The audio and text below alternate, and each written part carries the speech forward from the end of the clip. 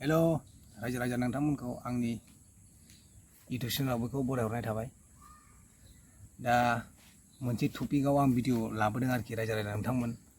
बे दा ससियेल मिडियाआव भाइरेल जाबाय थानाय कन्टेन्ट आरोखि बिराद गरम दा गरम जागासिनो दं आरोखि। दा बिथां इउटुबार दे नोंथांमोना बयबो मिथिखायो जे जेम्स बिथां आरो जेम्स बिथाङा बे मिनिथिं MJBC प्रिति नार्जारि बिथांनि सायावबो भिडिअ लाबोनाय जे बिथाङाबो मा होनदों मा होनाखै आरो जे प्रिति नार्जारि बिथाङा मा रिप्लाय हरदों आरो बिथांनि बादै आं मा बुंगोन, आं बिथांमोनखौ नायनानै आं बिथांमोननि बादै आं मा रिप्लाय होगोन। नोंथांमोना भिडिअखौ जोबजासिम नाय आरो लाइक खालाम, शेयार खालाम आरो कमेन्टआव हर सोरनिया सैथो आरो सैथोआ मा आरो भिडिअखौ माबायदि लाबोनांगौ बेखौ कमेन्टआव हर आरोखि रायजो राजा नोंथांमोना। दा आंबो इउटुबार गोदानसो नालाय दे रायजो राजा नोंथांमोना दा भिडिअखौ जागायनोसै एसेयावनो। सासे हिनजाव मानसिनि उदैया 2 मासाव मालाबाबो गिदिर जायानो। दा दिनै नोंथ' मोजां मानसिमोन, नोंथ' भाइरेल खालामनो नाङामोन। आं एसेबां बुरबक, आं नोंसोरनि दुश्मन नङा। थ' बिसाया जोंनि बिसायाखौहाय नोङो अनेक किछु दिनै ससियेल मिडियाआवहाय मानसिफोरा अनेक किछु सवाल सोंदों होननानैहाय नोङो प्रमाननो मा होनो अनेक किछु बुंबायानो दे, आं मानिबाय। खिन्थु आंनि फंनैसो बुंनांगौआ बेनो जे मोनसे समखौ जों गोसोआव दं दाबोनो। जों बेंगलिब्लाबो जोंबो ससियेल मिडियाखौ बाहायो आरो जोंबो मोनसे समावहाय नुदों गावनि हारिनि गेजेरावहाय बिरादनो भाइरेल जानाय आरोना। बेथ' नोंनि एक्समोन आरोना, नोंनि एक्स गार्लफ्रेन्ड दंमोन होननानैहाय सासे आं मिथिनो मोनो। बे एक्स गार्लफ्रेन्डखौथ' नोंनो भाइरेल खालामदोंमोन। अब्ला दिनै नों एसेबां गियानि मानसि जानानै नों जुदि दिनै नोंनि एक्स गार्लफ्रेन्डखौ दिनै नोङो एसेबां नोङो भाइरेल खालामबायब्ला दे मानिबायानो आं नोंनि गार्लफ्रेन्डआ सासे गाज्रियानोमोन, गाज्रि मानसियानोमोन। अब्ला दिनै नोंथ' मोजां मानसिमोन, नोंथ' भाइरेल खालामनो नाङामोन। थ' रायजोफोर जेम्स बसुमतारी बिथाङा जे गावखौनो सासे मोजां इउटुबार होनोब्ला दे बेफोरबायदि कन्टेन्ट लाबोनो नाङा नोंथाङा जे नोंथाङा गावनो जुदि थांखांनाय बाथ्राफोरखौ जुदि होनजानो बादोंब्ला जे जेम्सजों ब्रेकआप जालायनायखौ आरोखि। जेम्सनि भाइरेल खालामनायाथ' जेनेबा जों ससियेल मिडियानिफ्राय जों मोनथियो जे नोंथाङानो भाइरेल खालामदों, नोंथाङा बिनि बयफ्रेन्ड, नोंथाङानो भाइरेल खालामदोंमोन। नोंथाङा सासे जे मानसि मोजांब्ला अब्ला नोंथाङा मानो भाइरेल खालामनांगौ? नोंथाङा जुदि गावनो जुदि होनजानो बायोबा नों मालायनि सायाव मानो भिडिअ लाबोनांगौ दरखार? जेम्स नोंथाङा एसे जाम्बायैनो दंमोन आरोखि, बुरबगानो दंमोन एसे जेम्स नोंथाङा।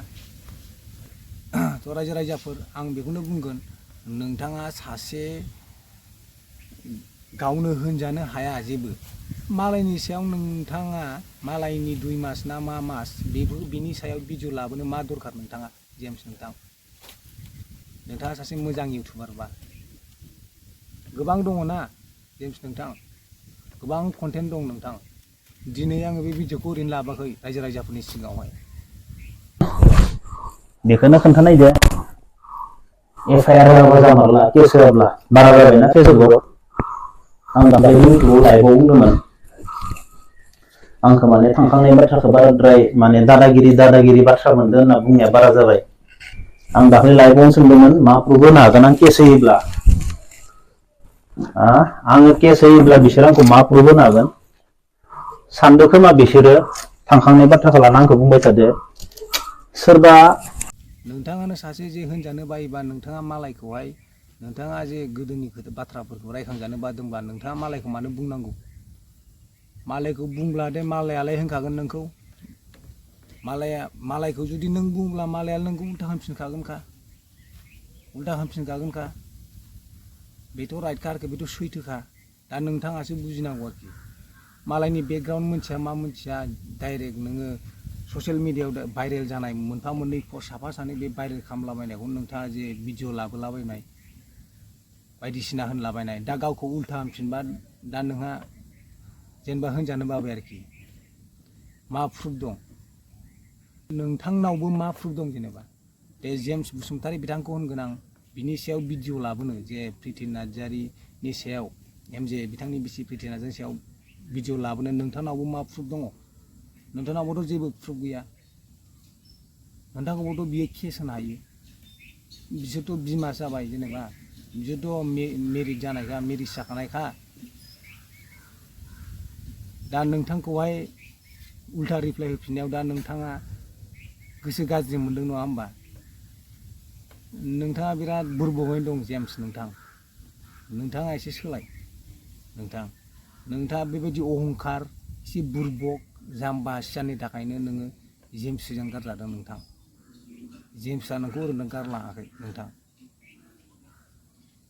नोंथांनि बेबायदि जाम्बा बेबहार जाम्बा आखुनि थाखायनो नोंथाङाथ' बे जेम्सजों गारजाबायना नोङो बे भाइरेल खालामलाबायनानै भाइरेल बायदिसिना खालामलाबायनानै नोंथाङाबोथ' जेम्सजों गारजाबायना बेखौथ' जों ससियेल मिडियायावनो नुजोब्बाय ससियेल मिडियानिफ्रायसो मोनथिजोबदों नोंथांनि माबि घटनाखौ गोदोहाय जेनेबा सिगाङाव जालांनायखौ भाइरेल जानायखौहाय ससियेल मिडियायावसो नुजोबदों जों ससियेल मिडियानिफ्रायसो होनजोबदों जों दा नोंथांखौ होनदों दा गासिबो जोंहाथ' ससियेल मिडियायावनो नुजोबो A to Z बेकग्राउन्डफोरखौ ससियेल मिडियायावनो मोनथिजोब्बाय नामा माखासे बुस्थुफोरखौ मोनथिजोबा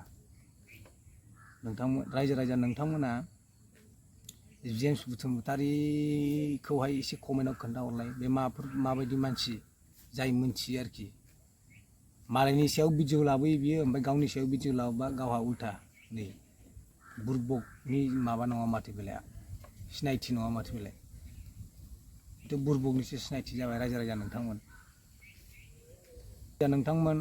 जा भिडिअखौ बेयावनो फोजोबथ'नोसै आरोखि दा नुलांबाय थागोन बिथांमोनखौहाय उननि समाव मा जायो मा मायो बिथांमोना माबा केस बायदिसिनानि खोथाबो रायलायगासिनो दं आरोखि बेनिबो एसे दावराव जागासिनो दं उनाव नुलांबाय थागोन ससियेल मिडियानि गेजेरजोंनो जोंबो मा जायो मा मायो दे बाय नोंथांमोन